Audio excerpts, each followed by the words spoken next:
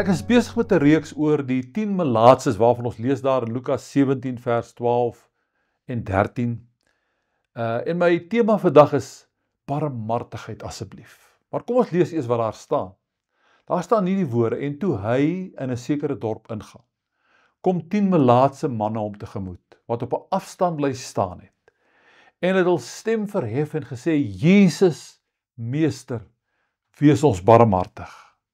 Hierdie 10 melaatses het sekerlik van Jesus gehoor, dat hy siekes genees, ander melaatses gereinig en selfs mense uit die dood opgewek het.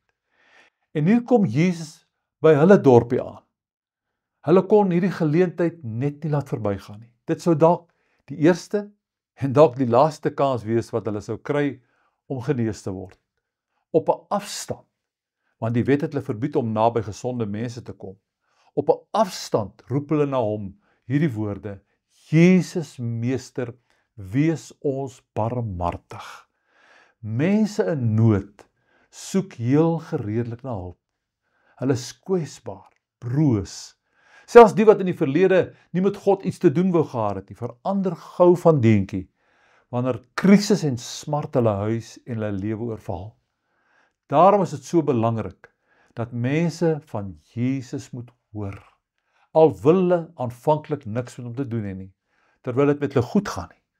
In elke mens se lewe kom daar 'n tyd wanneer hy of sy in 'n krisis is, en dan is dit goed om te weet van hierdie Jesus wat omgee en wat kan help, soos ook hierdie melaatses besef het. Toe hulle na Jesus roep, vra hulle nie in die eerste plek om genesing nie. Hulle vra vir barmhartigheid. Jesus, Meester, wees ons barmhartig. Dit impliseer dat hulle niks gehad om te gee in ruil vir hulle genesing nie. Hulle kon nie daarvoor betaal nie. As ons nie vermoë het om iets self te kry en ons kan dit ook bekostig, het ons nie immers nodig om vir barmhartigheid te vra nie.